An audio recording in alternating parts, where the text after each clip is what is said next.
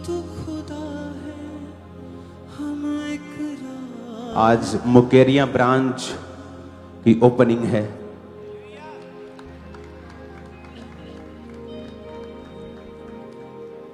ऐसे लगता है कि ये सालों पुरानी चर्चिस है जिनकी ओपनिंग होती है। मुकेरिया ब्रांच खुदाबंद तेरे जीवित नाम में सुसमाचार को फैलाने का कारण बने, क्योंकि जो विश्वासी सुसमाचार को फैलाने का कारण होते हैं उनके काम कहीं अधिक स्पीड से होते हैं, क्योंकि वो परमेश्वर के राज्य के लिए काम कर रहे हैं और काम आ रहे हैं। बाइबल कहती है कि जो व्यक्ति काम करने में निपुण होगा वो बड़े लोगों के सामने होगा। इसलिए जो वचन सुनाते हैं, वचन सुनाने वालों के साथ खड़े होते हैं, वचन कहता है कि वो आगे बढ़ते जाएंगे, उनके रास्ते खुलेंगे। अपने हाथों को उठाएंगे अमृतसर क्रूसेड के बाद अब मुकेरिया ब्रांच के लिए एक एक जन को खुदावंद के लहू में छुपाएंगे। एक एक जन खुदा बाप तेरे सुसमाचार को फैलाने का कारण हो। अपने हाथों को उठाओ, ब्लेस करो मुकेरिया ब्रांच को। और भी ब्रांचेस जिनकी ओपनिंग हो रही है, सब ब्रांचेस को खुदावंद तेरे हाथों में सौंपते हैं। एक एक ब्रांच खुदावंद लाखों और करोड़ों रूहों को बचाने का कारण हो। एक एक ब्रांच, एक एक चर्च खुदावंद, ये जीवित चर्च खुदावंद, तेरी चर्च खुदावंद, मेरी नहीं तेरी चर्च, तेरे लोग खुदावंद लाखों रूहों को बचाने का कारण बनने पाए। प्रभु यीशु मसीह के सामर्थी नाम में हम मांगते हैं।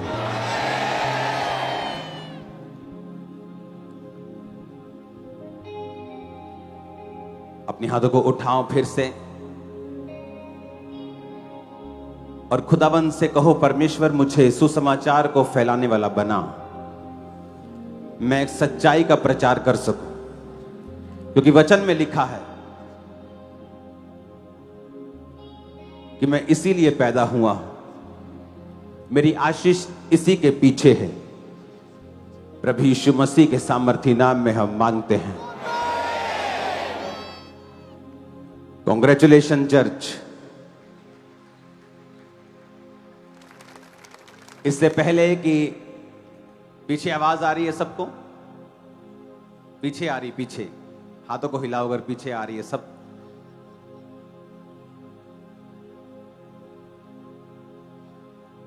एक बात हमेशा याद रखो, अगर आपकी लाइफ सुसमाचार को फैलाने के लिए डेडिकेटेड है तो शैतान उस पर हमला नहीं कर पाएगा और उसको खराब नहीं कर पाएगा। आपने जिन व्यक्तियों को मसीह में आकर भी नाश होते हुए देखा होगा, आपने एक कॉमन चीज उनमें जरूर देखी होगी कि उनकी जिंदगियां जो थी वो सुसमाचार के लिए समर्पित नहीं थी।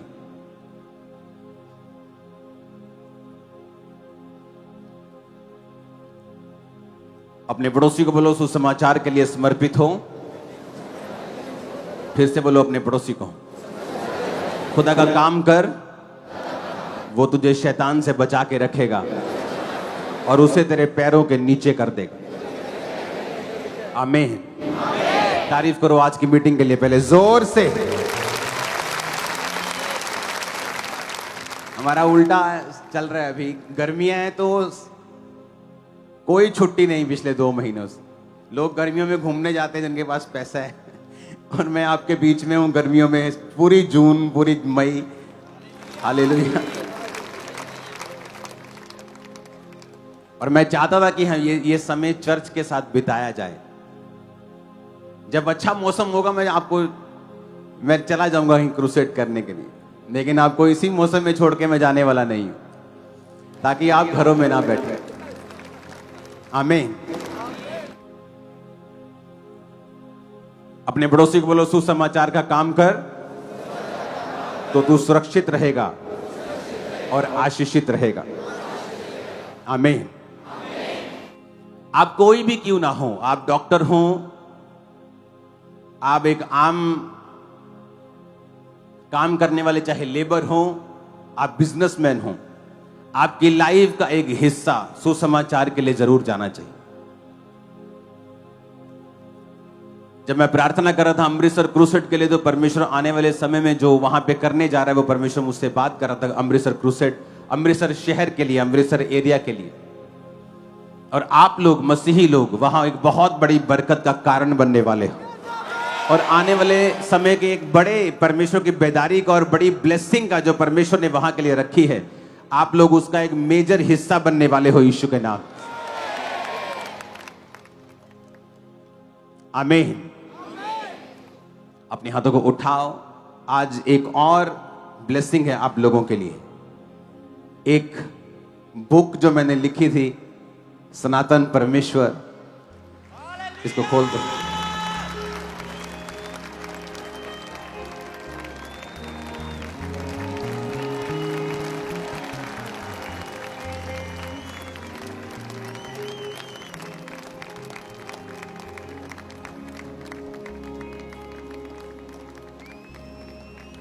ये प्रार्थना करते वक्त परमेश्वर ने मुझसे कहा था कि मैं सनातन परमेश्वर के बारे में बात करूं।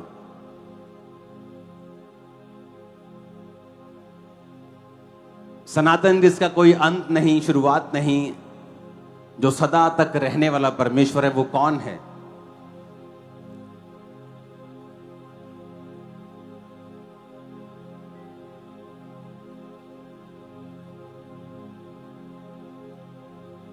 और ये आज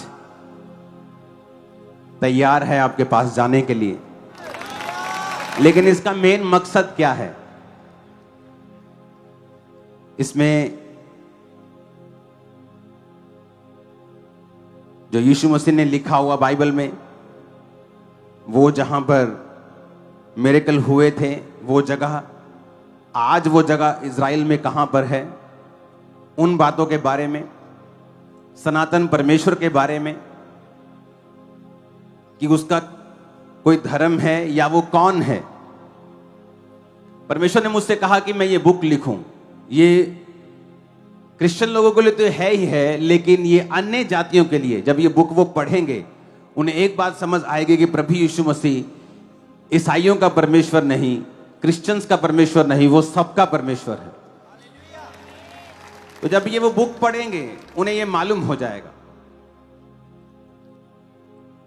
और मेरा ये मकसद है कि इस क्रिसमस से पहले इसको, इस बुक के 10 लाख कॉपी मैं चाहता हूं हम बांट दें पूरे पंजाब में। और लोग जब इसको पढ़ेंगे, मैं आपको बता रहा हूं, आप इसको जब पहले पेज को ही आप देखेंगे, प्रभु का आत्मा आपको टच करना शुरू कर देगा। इस जस्ट आप जब इसको पढ़ना स्टार्ट करेंगे,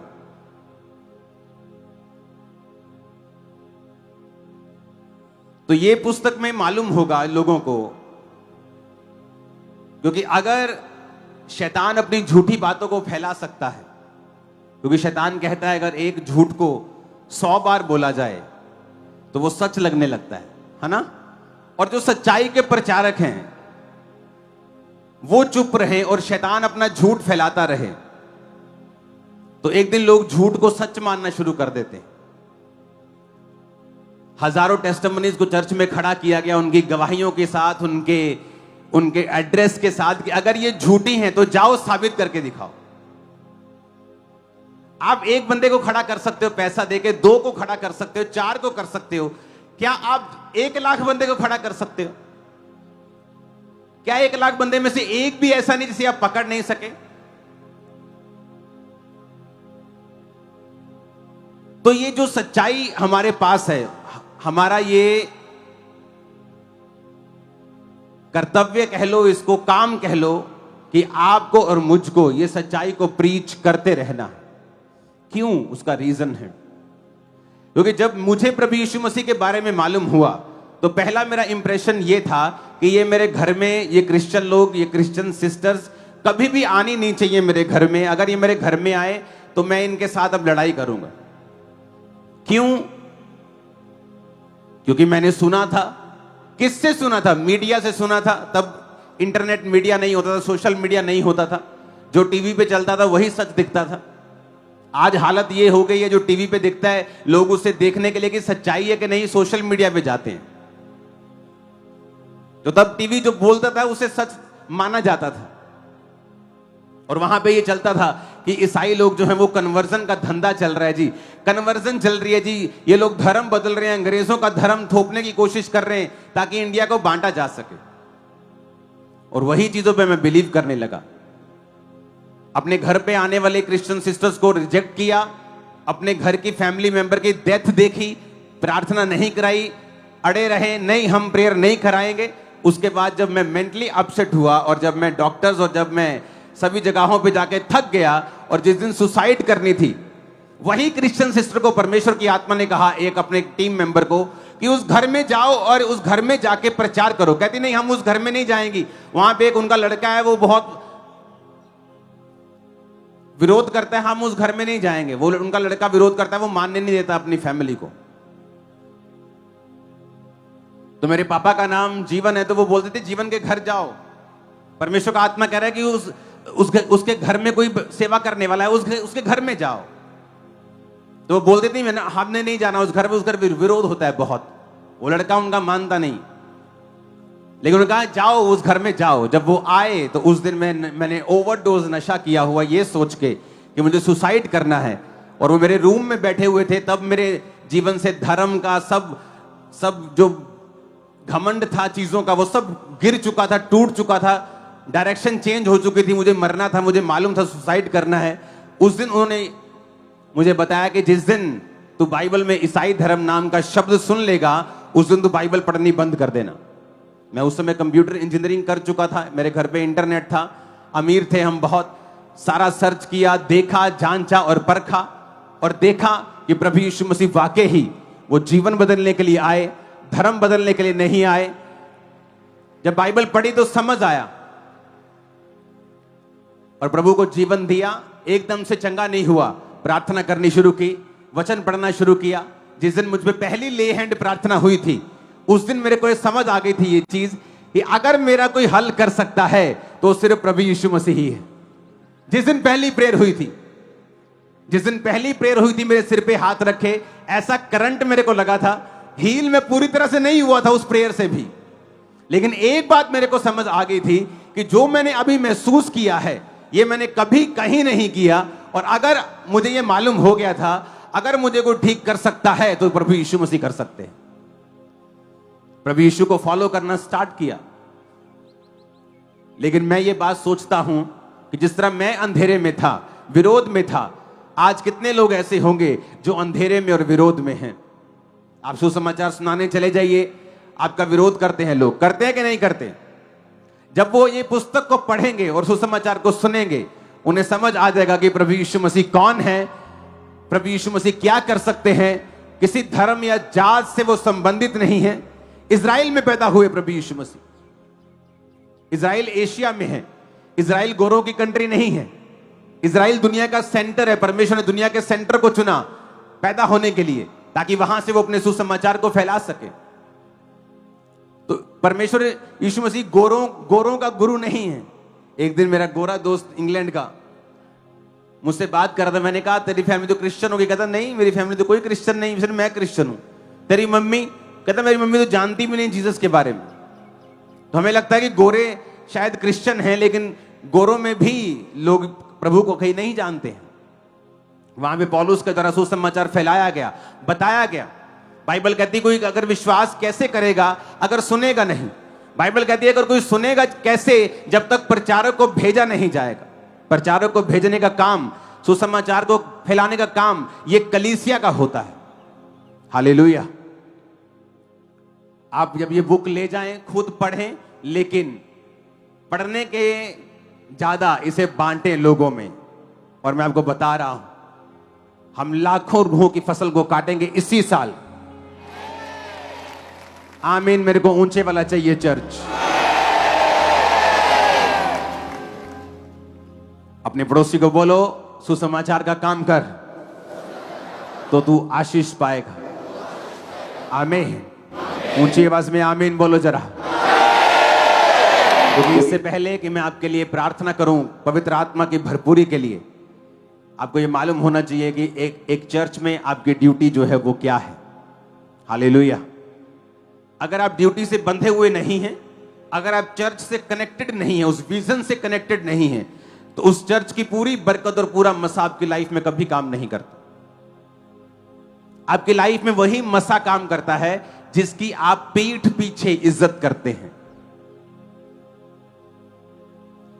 अगर आप पीठ पीछे इज्जत नहीं करते, आप जरा से ऑफेंडेड होने के पर आपके शब्द बदल जाते हैं। लेकिन अगर आप उस अनॉइंटिंग की इज्जत करते हैं, विजन की इज्जत करते हैं, रिस्पेक्ट करते हैं, उसी अनॉइंटिंग को आप अपनी लाइफ में अट्रैक्ट करते हैं, वही मसा आपकी लाइफ में काम करता है। हालेलुया। अगर आप सुसमाचार की टीम में नहीं हैं तो अपना नाम लिखाएं। आप घर से निकलते नहीं सुसमाचार को सुनाने के लिए, जरूर सुनाएं, जरूर निकलें अपने घर से। अपने रिश्तेदारों से बात करें, अपने दोस्तों से बात करें, जिनसे आपको बिल्कुल उम्मीद नहीं है उनसे भी बात करें। आप देखेंगे जो पेड़ आपको लगता है कभी नहीं गिर सकता, वो जल्दी गिर जाएगा। कई बार आपको लगता है कि इसे तो मैं 2 मिनट में बचा लूंगा, हो सकता है वो 6 महीने लग जाए आपको बचाते बचाते प्रभु में उसको। और जिसको आपको लगता है कि ये तो नहीं बच सकता, अगर कोई पेड़ बड़ा है तो उसकी बीमारियां भी बड़ी हैं। उसकी अगर कोई कहता है ना सिर बड़ा है तो उसका सिर दर्द भी बड़ा है। जब कोई ऊंची पोजीशन पे पहुंचता है तो उसकी प्रॉब्लम्स भी बड़ी बड़ी बड़ी हैं और उसे जीसस क्राइस्ट चाहिए। आमीन। आप लोग मेरी बात को मान के देख लो, आप लोग मेरी बात पे विश्वास करके देख लेना। आप बड़े से बड़े व्यक्ति से जीसस क्राइस्ट के बारे में बात करो, आप एक बीज उसमें डाल दो। यीशु मसीह के नाम में मैं आपकी लाइफ पे भविष्यवाणी करता हूं, जल्दी आप उसे आता हुआ देखेंगे। मेरे घर में बाइबल मेरे मसीह में आने से 6-8 महीने पता नहीं साल पहले आ गई थी और फ्रिज पे पड़ी रहती थी। एक नीले रंग की बाइबल फ्रिज पे रहती थी, इसमें मिट्टी जमी रहती थी, कोई उसे देखता तक नहीं था। लेकिन जो प्रचार वहां पे किया गया, जो सुसमाचार दिया गया, आज उसी सुसमाचार का रिजल्ट है कि मैं आप लाखों लोगों को सुसमाचार सुना रहा हूं। हालेलुया। अगर मेरा विरोध होता, अगर विरोधियों का विरोध हम करना शुरू कर दे, अगर मेरा भी विरोध होता तो शायद आज मैं यहां पे ना होता। हालेलुया। अपनी लाइफ को सुसमाचार के लिए समर्पित करें, डेडिकेट करें और फिर देखें परमेश्वर किस तरह से आपके कामों को हैंडल करता है, किस तरह से आपकी जिंदगी को ब्लेस करता है। हालेलुया। अपने हाथों को उठा, बोलो जो वचन आज मैं सुनूं 100 गुना फलों को लेके आऊं। ऊंची आवाज में बात करो परमेश्वर के साथ।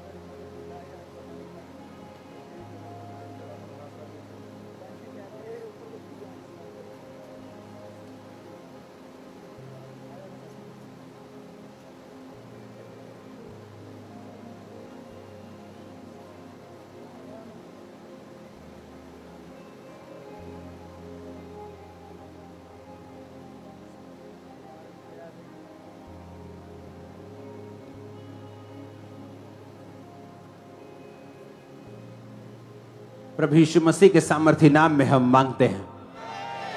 आमीन। ऊंचे वाला बोलो जरा। कितने लोगों के पास गैर भाषा नहीं है अभी भी? अरे जिनके पास नहीं हो फटाफट आगे आके बैठ जाते हैं। ये आज नंबर अपना लगना चाहिए, आज आप ही का नंबर है। आगे से थोड़े रह गए हैं लेकिन आपका नंबर जरूर है आज। जिनको गैर भाषा मिल चुकी है हाथों को उठाओ तो हिलाओ तो जरा, जिनको मिल चुकी है। हाँ अब ठीक लग रहा है। जिनको मिल चुकी है, जिन्होंने बपतिस्मा ले लिया हुआ है, अपने हाथों को हिलाओ जरा। बपतिस्मे वाले लोग ये देखो, खामरा जो बोलते हैं खामरा चर्च में, देखो बपतिस्मे वाले लोग, हाथ कोई दिखेगा आपको जिसने बपतिस्मा नहीं लिया हुआ? ये देखो, ये विक्ट्री है हमारे लिए। ओ आमीन। ऊंचे वाला चाहिए चर्च। बाइबल को उठाओ, बोलो आज जो कुछ मैं सुनूंगा मैं फलों को लेके आऊंगा। मांगो ऊंची आवाज में।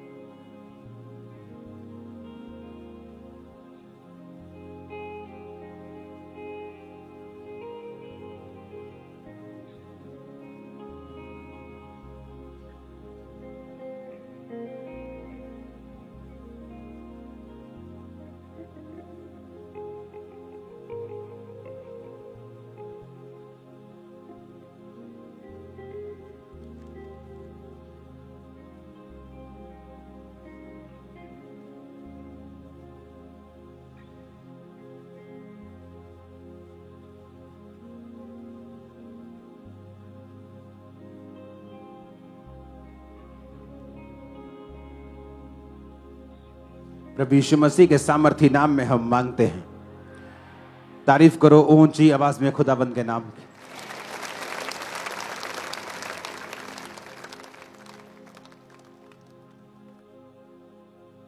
मेरा बिलीव है कि आज से आप अपनी जिंदगियों को डेडिकेट करेंगे सुसमाचार के काम के लिए, हाँ या ना?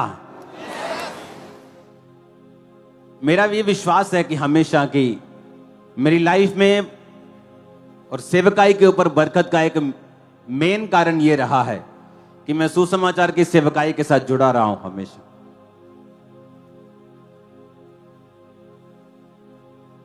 नहीं तो ये कलीसिया उस लेवल पे सालों पहले आ चुकी थी जहां मैं आराम से भवन बनाता, आराम से महीने के 2 महीने में एक चक्कर फॉरेन का लगाता, आराम से अपनी लाइफ बिताता, एसी हॉल बनाता मजे से, कोई गर्मी नहीं, कोई टेंशन नहीं। लेकिन मैं एक बात जानता था कि अगर मुझे रूहों की कटनी काटनी है और स्वर्ग में परमेश्वर के सामने खुश होकर खड़े होना है तो मुझे कंजूसी नहीं करनी और लाखों लोगों को लेके जाना है। और मेरा बिलीव है कि आप इस दर्शन में मेरे साथ हैं और जो बरकत मैंने पाई है खुदाबंद आज से आपको देगा।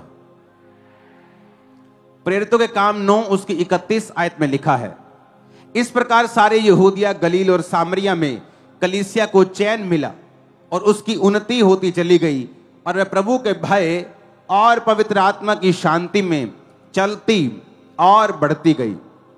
इसमें लिखा है कि वो फियर ऑफ द लॉर्ड में और comfort of the Holi spirit, कि पवित्र आत्मा की शांति, इंग्लिश में लिखा है कंफर्ट, में चलती और बढ़ती गई। आज लोगों के दिल में एक बेचैनी है, उनकी फैमिली प्रॉब्लम्स, उनकी रिलेशनशिप प्रॉब्लम्स, उनके फाइनेंशियल प्रॉब्लम, और वो बेचैन रहते बहुत से लोग अपनी लाइफ में। लेकिन वचन ये कहता है कि अगर पवित्र आत्मा तुम्हारी जिंदगी में हो तो वो तुम्हें कंफर्ट देगा, वो तुम्हें शांति देगा। हम मसीह में गीत भी सुनते हैं, एक मां की तरह यीशु शांति देता है। सुना है गीत? बाइबल में लिखा है कि कलीसिया पवित्र आत्मा की शांति में बढ़ती गई और चलती गई, और प्रभु के भय और पवित्र आत्मा की शांति में कलीसिया चलती और बढ़ती गई। जब पवित्र आत्मा आपकी लाइफ में होता है आपको कंफर्ट देता है, वो कंफर्ट जो कई बार एक बच्चा अपनी मां के पास फील करता है। उसको किसी भी महंगे से महंगे घर में छोड़ाओ, उसे कहीं भी छोड़ाओ, लेकिन जो कंफर्ट, जो चैन वो अपनी मां की गोद में पाता है उसे कहीं नहीं मिलता। ये उसी कंफर्ट की परमेश्वर बात कर रहा है। कई बार इंसान अपने डेली अफेयर्स में, इतने कामों में इतना बिजी होता है, उसकी कंफर्ट लाइफ खत्म हो जाती, वो कुछ भी कर ले उसकी लाइफ में वो चैन नहीं। लेकिन वचन कहता है कि जब तुम पवित्र आत्मा में बढ़ोगे, जब पवित्र आत्मा तुम पर आएगा और तुम प्रभु के भय में चलोगे तो परमेश्वर ने कहा तुम पवित्र आत्मा की शांति को, पवित्र आत्मा के कंफर्ट को पाओगे।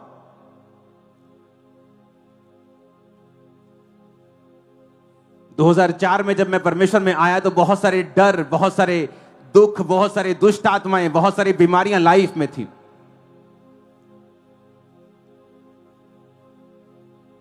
एक ट्रबल्ड, एक टूटी हुई बहुत छोटी चीज है, उससे भी आगे कुछ होता है तो पिसी हुई लाइफ थी। ये जो बाइबल आप मेरे हाथ में देख रहे हो, ये मेरी फर्स्ट बाइबल है जो मुझे पहली बार मिली थी। इसे आगे से दिखाओ। और जहां जहां ये काली है, इधर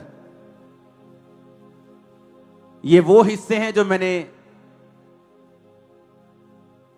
पढ़े हैं और इन पे प्रार्थना की है। दो चीजें हैं आपकी लाइफ में। क्यों पवित्र आत्मा परमेश्वर चाहता है कि आप उसे पाएं? क्योंकि परमेश्वर ने कहा था मैं तुम्हें अनाथ नहीं छोड़ूंगा। इसका मतलब यह है कि चाहे तुम्हारे लाखों रिश्तेदार हों, बहनें हों, भाई हों, बेटे बेटियां हों, अगर पवित्र आत्मा तुम्हारे पास नहीं है तो तुम एक अनाथ की तरह हो। एक अनाथ बच्चा, अगर आप उसे उसके दिल में जाके घुसेंगे तो वो सेटिस्फाइड नहीं होता। एक कमी उसकी लाइफ में होती है। चाहे उसको जितने मर्जी अच्छे पेरेंट्स मिल जाएं, उसको संभालने वाले मिल जाएं, लेकिन हमेशा एक वैक्यूम उसके हार्ट में रहता है कि जिसने उसे पैदा किया है वो कहां है, उसका मां, उसका बाप जो है वो कहां है। पवित्र आत्मा परमेश्वर इसलिए चाहता है कि आपको मिले, ताकि वो, परमेश्वर ने कहा अब मैं जा रहा हूं लेकिन मैं तुम्हें अनाथ नहीं छोड़ूंगा। मैं तुम्हें एक आत्मा दूंगा, कंफर्ट का आत्मा, सच्चाई का आत्मा, चैन का आत्मा। वो तुम्हें कंफर्ट देगा, मां की तरह तुम्हें शांति देगा, वो तुम्हारी अगुवाई करेगा, वो तुम्हें रास्ते दिखाएगा, बताएगा, तुम्हें प्रार्थना करनी भी सिखाएगा। आज लोगों को प्रार्थना करनी नहीं आती। क्यों? क्योंकि ना तो वो वचन के साथ जुड़े हुए हैं और ना तो पवित्र आत्मा के साथ जुड़े हुए हैं। वचन कहता है कि तुम नहीं जानते प्रार्थना किस रीति के साथ करनी चाहिए, लेकिन पवित्र आत्मा जो बाप ने तुम्हारे हृदय में भेजा है, हे अब्बा, हे पिता कह के और आहें मार के प्रार्थनाएं करता है जो तुम्हारी समझ से परे है। पहली बात, वचन के साथ जुड़ जाना, वचन को पढ़ना, पापों से मन फिरा लेना और पवित्र आत्मा को पाना, पवित्र आत्मा को पाने की इच्छा रखना। ये जो बाइबल के मैंने वचन निकाले हुए हैं, आप देखेंगे यहां पर कि ये आपको साइडों में काले नजर आएंगे। ये देखो,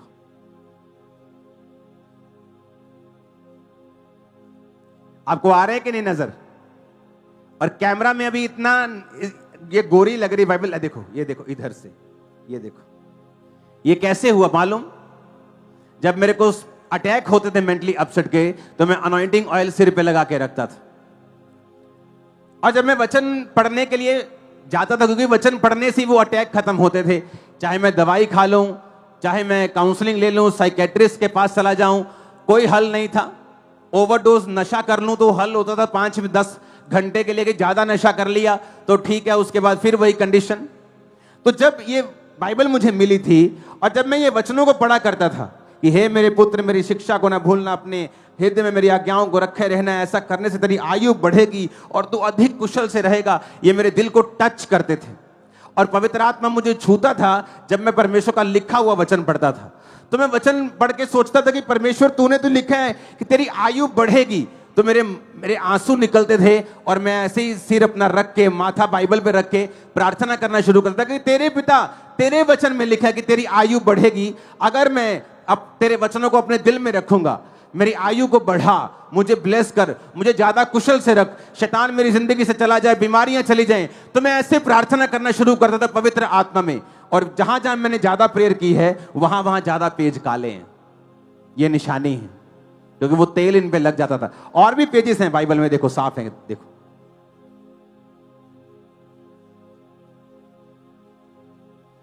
साफ है ना? देखो क्लीन, लेकिन ऐसे भी पेजेस हैं मेरी बाइबल में, देखो, जो ऑयल से आपको भरे हुए मिलेंगे। उसका रीजन क्या? उसका रीजन यही है, पवित्र आत्मा आपको टच करता है जब वो आपके अंदर होता है। जब आप वचन पढ़ते हैं, पवित्र आत्मा ही है जो उस वचन को जिंदा कर देता है आपके लिए, उसे रेमा वचन बना देता है। अब प्रॉब्लम यह है, आज यूथ पवित्र आत्मा से दूर है अपने व्यभिचार के कारण।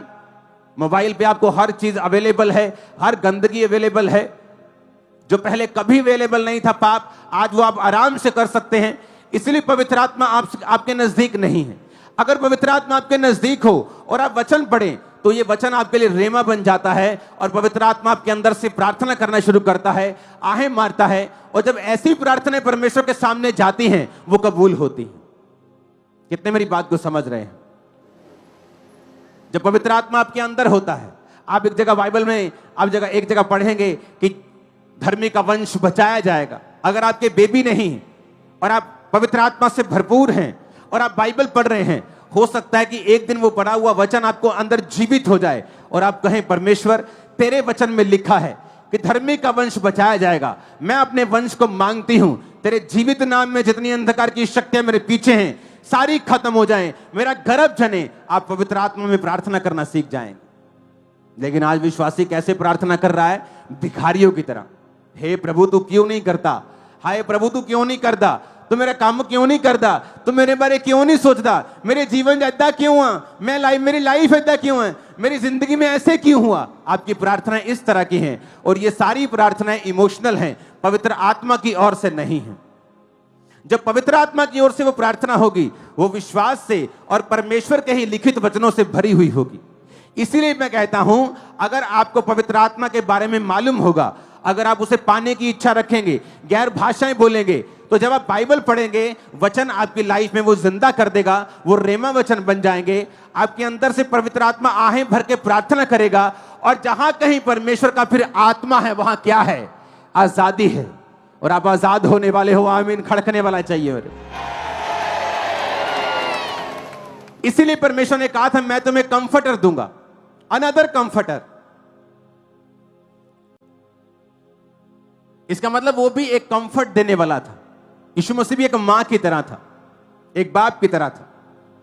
वो जीसस ने कहा, जब मैं शारीरिक रूप से तुम्हें छोड़ के चला जाऊंगा, I will send you another comfort. मैं तुम्हें एक और कंफर्ट देने वाला, एक शांति देने वाला, एक मां और बाप की तरह मैं एक और व्यक्ति तुम्हें दूंगा। वो सत्य का आत्मा जिसे संसार ग्रहण नहीं कर सकता। आपका भाई इसे ग्रहण नहीं कर सकता जो मसीह में नहीं है। उसके लिए तो ये मूर्खता की बातें हैं। वो गैर भाषा उसके लिए हंसी की बात हो सकती है, लेकिन परमेश्वर ने कहा, मैं तुम्हें एक अनदर कंफर्टर दूंगा, एक दूसरा चैन देने वाला दूंगा, सत्य का आत्मा जो तुम्हारे साथ रहता है, जो तुम में होगा, जो तुम्हारे अंदर होगा। जब आप पवित्र आत्मा को पा लेते हैं, आपके रास्ते परमेश्वर साफ करता है, आपको प्रार्थना करना सिखाता है, आपको कंफर्ट देता है। जब परीक्षाएं आती हैं, जब दुख आते हैं, आपको अंदर से पवित्र आत्मा कंफर्ट देता है, आपको संभाल के रखता है, आपको तसल्ली दे के रखता है।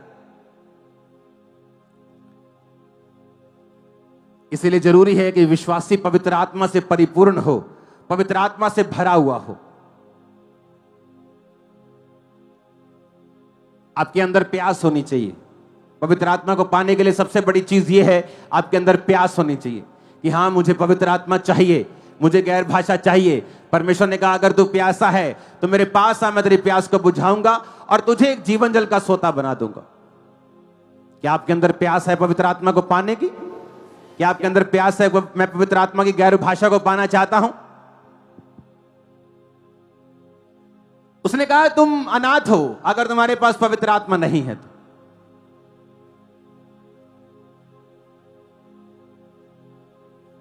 आपका परिवार भी आपको वो कंफर्ट नहीं दे सकता जो पवित्र आत्मा दे सकता है।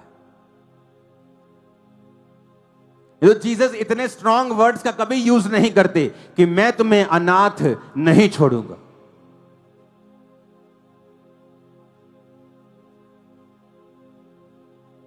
हालेलुया। एक बार एक पवित्र आत्मा से भरी हुई एक बहन को किडनैपर्स उठा के ले गए। उस देश में किडनैपिंग बहुत होती है। अफ्रीकन देश है। उठा के ले गए गाड़ी में, तो वो गैर भाषा बोलने लग गई, ऊंची ऊंची ऊंची ऊंची ऊंची ऊंची। जब गैर भाषा बोलने लगी तो परमेश्वर ने उन चारों को जो उसको किडनैप करके लेके गए थे आपस में लड़ा दिया, और उसको गाड़ी से फेंक के वो चले गए लड़ने के लिए, आपस में लड़ने के लिए। जब पवित्र आत्मा आपके अंदर होता है, वो आपको शांति और चैन देता है और आपकी अगुवाई करता है। वचन कहता है कि पतरस एक जगह प्रार्थना कर रहा था और आकाश से एक चद्दर उतरी जहां सब प्रकार के जीव जंतु थे, और आवाज आई, इन्हें मार और खा। तो पतरस को समझ नहीं आई कि इसका मतलब क्या है। इसका मतलब यह था आत्मा में कि अन्य जातियों की तरफ भी जा, जो अशुद्ध कहलाते थे, अब जा और उनको बचा। और वचन कहता है, दर्शन के बाद नीचे कुछ बंदे आए उसके घर में, और लिखा आत्मा ने निसंकोच पतरस को उनके साथ जाने के लिए बोला। कौन सा आत्मा? वही पवित्र आत्मा। आज आपको अगर पवित्र आत्मा की भरपूरी मिले तो आपको मालूम होगा, जब आप अपने बेटे की ओर देखेंगे और वो नशों में होगा, आपको पता होगा कि मुझे इसके लिए क्या करना है। पवित्र आत्मा आपको गाइड करेगा, आपके अंदर से योजनाएं आपको देगा कि तुझे क्या करना है। आपके बिजनेस के बारे में, आपकी सेवकाई के बारे में, जो भी दर्शन आपका है।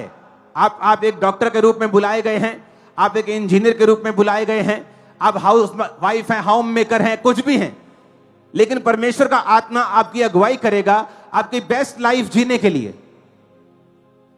आप जॉब में हो सकते हैं, बिजनेसमैन हो सकते हैं। बाइबल कहती है जब पवित्र आत्मा तुम्हारे अंदर होगा, पतरस की कॉलिंग थी कि वो प्रचार करे, तो पवित्र आत्मा उसकी हेल्प कर रहा था उसकी कॉलिंग को पूरा करने के लिए, उसकी बुलाहट को पूरा करने के लिए। क्योंकि अंत में हमको परमेश्वर के सामने खड़े होना है और अपनी अपनी बुलाहट के बारे में बताना है कि जो काम, जो असाइनमेंट सौंपी गई थी हमें, हमने उसे पूरा किया कि नहीं किया। और धरती के ऊपर भी पवित्र आत्मा को विजयी करेगा, फलवंत भी करेगा, बलवंत भी करेगा, ऊंचा भी करेगा। और आमीन, मेरे को ऊंचे वाला चाहिए। लेकिन ये सारी चीजें कैसे होती हैं? पवित्र आत्मा से। आप कई बार प्रार्थना करते हैं, पवित्र आत्मा आपसे बात करता है। आप प्रार्थना में बैठते हैं, अगर आपने पवित्र आत्मा पाया हो, अगर आप वचन से प्यार करते हो, प्रभु के भय में हो, तो पवित्र आत्मा आपसे बात करता है।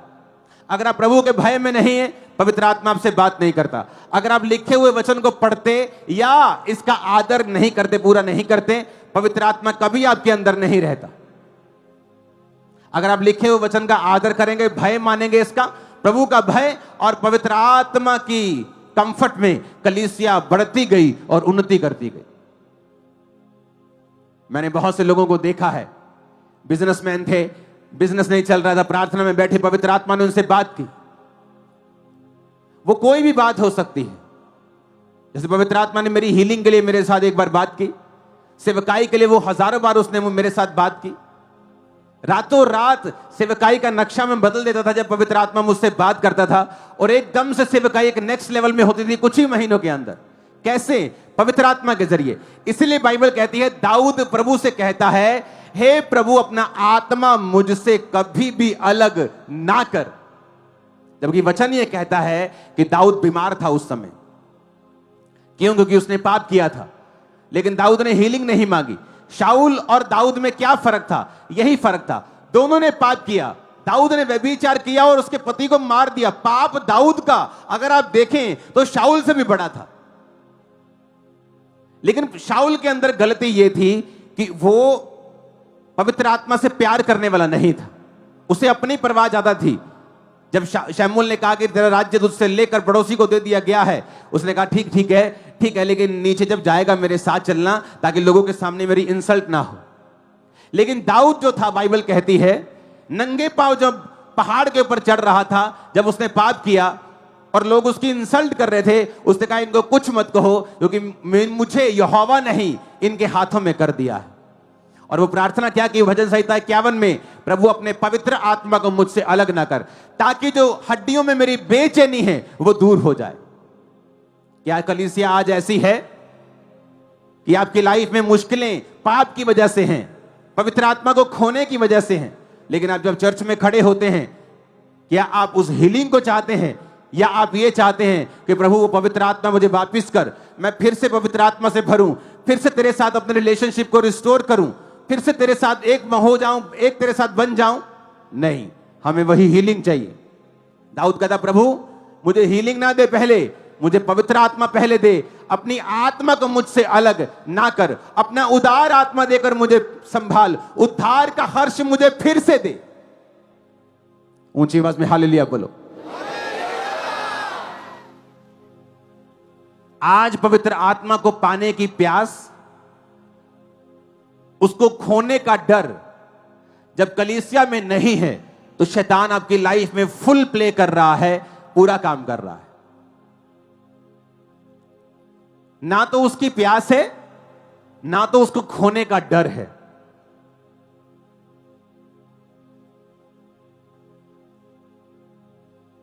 इसलिए दाऊद कभी हारा नहीं अपनी लाइफ में। उसे मालूम था कि पवित्र आत्मा हर बार उससे बात करता है, हर लड़ाई में जाने से पहले उसे एक नई स्ट्रेटजी देता है। कई सेवकाइयां आपने खड़ी हुई देखी होंगी जो चली, लेकिन उसके बाद उस पास्टर का संबंध पवित्र आत्मा से टूट गया।